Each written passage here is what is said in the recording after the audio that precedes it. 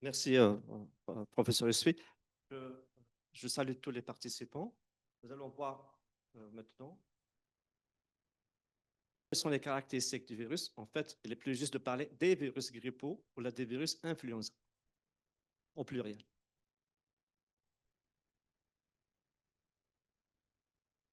Donc, ce virus-là est sous surveillance depuis 1952 par l'Organisation mondiale de la santé. Donc, sous surveillance depuis 1952 parce qu'il a un potentiel pandémique. Donc, il était surveillance avant la pandémie du Covid et il est sous surveillance après la pandémie du Covid.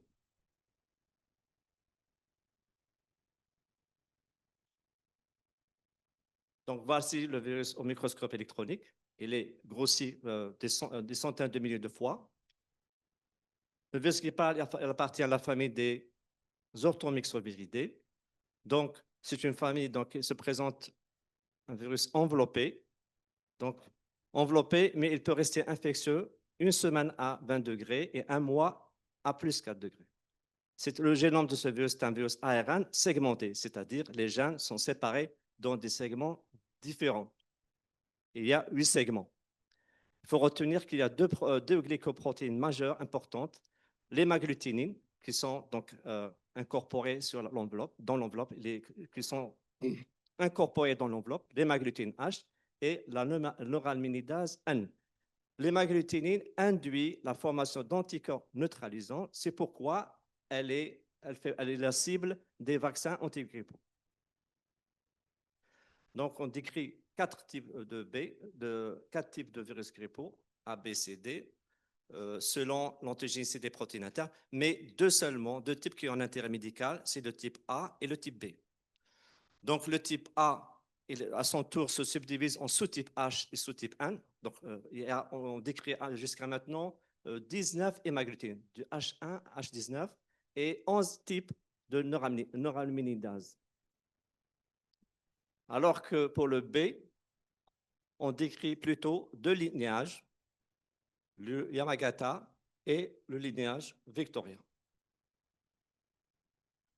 Le virus A infecte aussi, c'est un virus zoonotique, c'est-à-dire qu'il infecte aussi bien l'homme et les animaux. Et le principal réservoir, ce sont les oiseaux aquatiques, par exemple les canards. Par contre, le type B infecte principalement l'homme et les humains. Le type A peut induire des cas sporadiques, peut-être à l'origine de cas sporadiques, d'épidémies et même de pandémies, alors que le B ne donne que des cas sporadiques et des épidémies.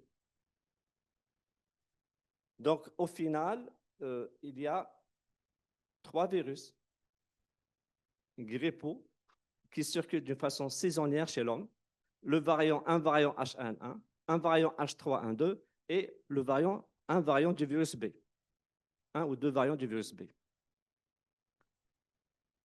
Le virus de la grippe se caractérise par une grande variabilité génétique. On décrit deux mécanismes, le drift et le shift. Le drift, c'est un mécanisme de variabilité mineure. Il s'agit, comme les autres virus ARN, donc c'est l'accumulation de mutations ponctuelles au cours de la réplication, ce qui aboutit à l'émergence progressive et continue de nouveaux variants. Donc vous avez l'hémagglutinine, elle est là, c'est une protéine avec, en jaune, c'est les sites déterminants antigéniques qu'on appelle épitopes. Donc avec le drift, ça veut dire la mutation ponctuelle, etc., aboutit à l'apparition d'un nouveau variant dans le même type d'hémagglutinine. Donc, chaque sous-type d'hémagglutinine, il subit une variation, une mutation ponctuelle continue. Donc, on aura par exemple pour ce type H1N1 des variants, il va induire des variants. Le H3N2 va subir un drift et produire des variants, et ainsi pour le lignage Yamagata et le lignage Victoria. Donc, ce drift-là, c'est la conséquence de ce drift, c'est qu'il faut revoir, mettre à jour régulièrement, annuellement, la composition du vaccin antigrippal. Cette mise à jour, elle est coordonnée, elle est chapeautée par l'OMS, l'Organisation mondiale de la santé. Donc, comme vous savez, le vaccin trivalent, le vaccin antigrippal, il est soit trivalent ou quadrivalent. C'est-à-dire qu'il est composé d'un variant H3N1, d'un variant H3N2, d'un variant H1N1 et un ou deux variants B, soit Victoria seul ou Victoria avec Yamagata. Donc, vous voyez bien que d'après ce tableau, vous avez le H3N2 évolue plus vite que les autres. Et le B, c'est lui qui évolue plus lentement.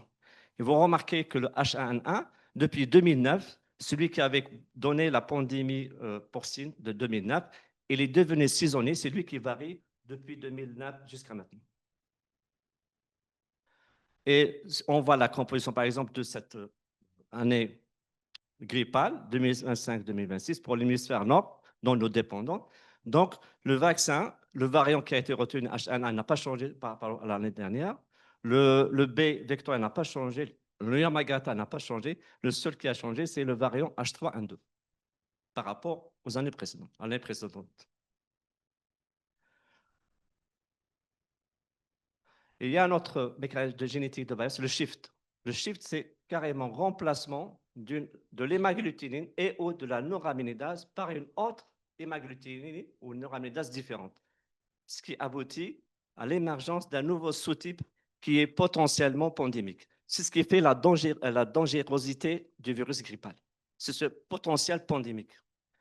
Ce shift-là, il y a deux hypothèses. Soit le changement de sous-type, soit par introduction d'un nouveau sous-type à partir du réservoir aviaire, les oiseaux aquatiques, soit par réassortiment génétique. Parce que, comme je l'ai décrit plus haut, le virus grippal, il est segmenté. Les gènes sont séparés. Donc, par exemple, si vous prenez un virus aviaire en vert qui infecte un virus humain en rouge qui infecte en même temps un même hôte, dans le cas l'hypothèse du porc.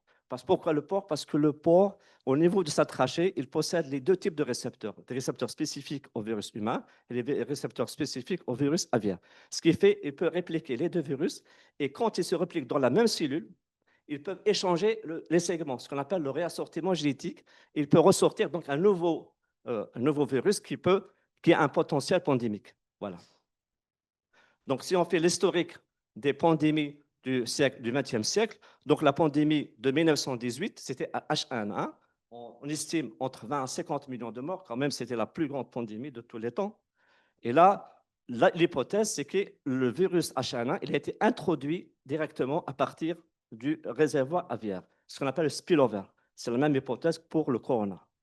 Et puis, il y a eu l'autre pandémie H2N2 en 1957. Et puis, en 1968, il y a eu un autre shift, c'est le H3N2.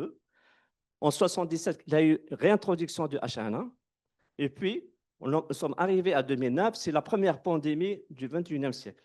C'est le fameux H1N1 porcin, avec 363 000 environ de décès. Voilà en bas, le H1N1 pandémique de 2009.